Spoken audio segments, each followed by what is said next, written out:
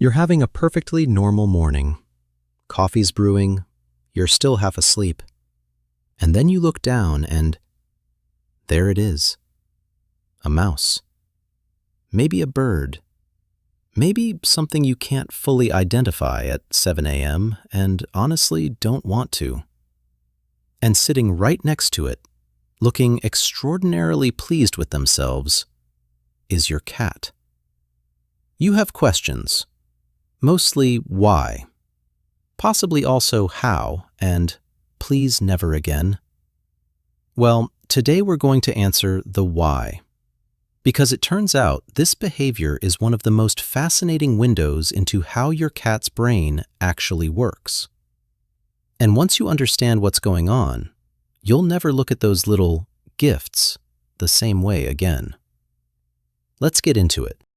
The very first thing to clear up, because it's the assumption almost everyone starts with. Your cat is not bringing you dead animals because they're hungry. Hunting is not a hunger response in cats. It's an instinctive behavior that runs completely independently of whether they've just eaten a full bowl of food. This surprises people, but it makes total sense once you understand how cats are wired. Cats are obligate predators. The drive to hunt isn't something that switches on when the food bowl is empty and switches off when it's full. It's always running, humming away in the background, looking for an outlet. A well-fed house cat with unlimited kibble will still stalk, pounce, and hunt, because the urge to do so has nothing to do with actual hunger. So if your first reaction to the dead mouse on your kitchen floor was, "Oh no, is my cat not eating enough?" you can let that worry go. Your cat is almost certainly fine. They're just being a cat. Here's where it gets genuinely interesting. Domestic cats, for all their couch lying and windows staring and general softness, still carry the full predatory instinct package of their wild ancestors. That entire behavioral system, the stalking, the pouncing, the killing bite, the carrying, it's all still in there, intact, fully operational. Thousands of years of living alongside humans hasn't erased it. It's just given it a new context. Instead of hunting to survive in a wild territory, your cat is hunting in your backyard. Instead of bringing prey back to a den, they're bringing it back to your kitchen. The behavior is the same. The setting has just changed dramatically.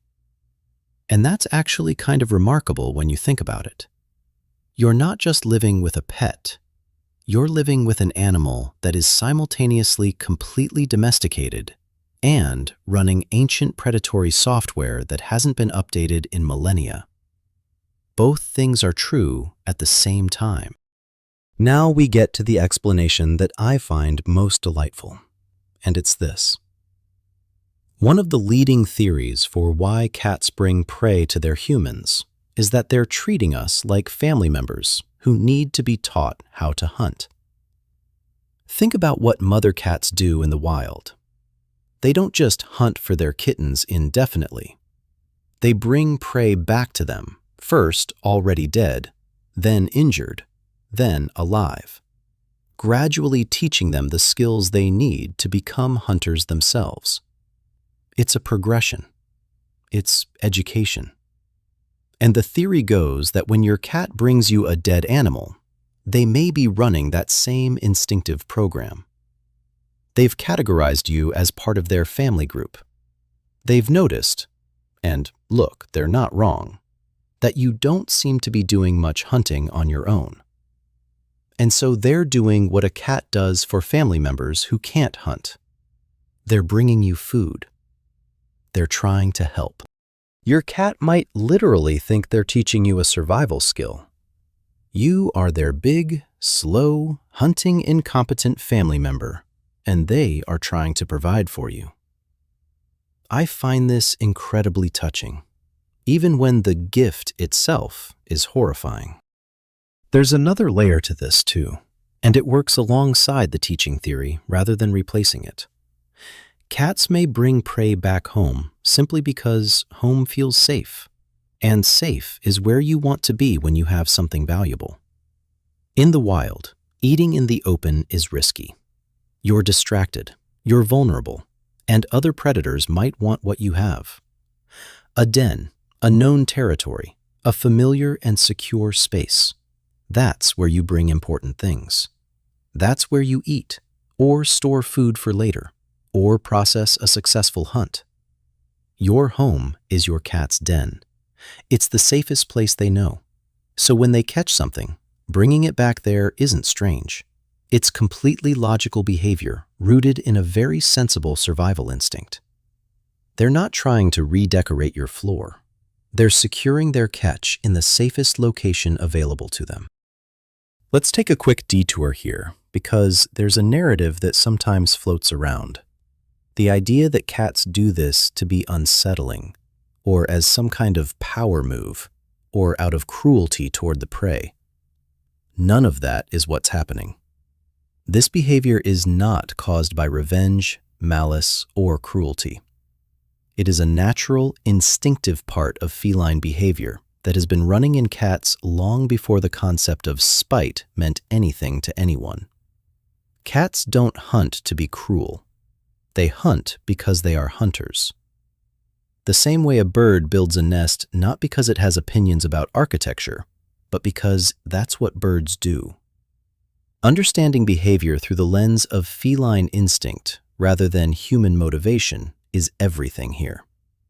And once you make that shift, the behavior stops being disturbing and starts being genuinely fascinating. Here's something interesting. Not all cats do this equally, and the pattern of who does it most tells us something about the behavior itself. More active, dominant, or bold cats tend to bring home more prey than their shyer, more timid counterparts. This tracks. Confidence and assertiveness in cats tends to correlate with more active engagement with the environment, more exploratory behavior, more hunting. And on the environmental side, cats that spend more time outdoors or that live in areas with more wildlife around bring back more animals, which is pretty much what you'd expect. More access plus more opportunity equals more hunting. An indoor-only cat with no wildlife access is unlikely to be dropping anything on your floor, for obvious reasons. But give a bold outdoor cat a prey-rich environment, and you're probably going to be receiving regular deliveries. Here's the reframe I want to leave you with before we get to the practical stuff. When your cat brings you prey, it's not a random act. It's not thoughtless. On some level, whether through the teaching instinct, the safe storage instinct, or the family group behavior, your cat is sharing something with you. And sharing something important with someone is, in the animal world, a genuine signal of trust. Your cat is bringing their catch to you, specifically, in your shared space. That's not nothing. That's your cat including you in something that matters to them on a very deep, instinctive level. It's love, basically. Expressed through a dead mouse, but love nonetheless. Appreciating the biology doesn't mean you have to enjoy the 6 a.m. deliveries. So what actually helps? The most effective approach is limiting outdoor access and reducing hunting opportunities. Less time outside in prey-rich environments directly translates to fewer hunting opportunities, which means fewer gifts making it through your front door. It's not complicated. It's just reducing the input. There are also enrichment options that give your cat's hunting drive an outlet indoors. Puzzle feeders, interactive toys, play sessions that mimic prey movement. The instinct needs to go somewhere. Redirect it, and you both win. So here's the full picture. Your cat brings you dead animals because hunting is hardwired into them. Because home is their safe space. Because you are their family and they may genuinely be trying to feed or teach you. And because a bold cat with outdoor access and opportunity is simply going to hunt. It's not cruel. It's not random. It's not personal. Well, actually, it kind of is personal. In the best possible way. Your cat is sharing their world with you. It just occasionally comes with feathers attached.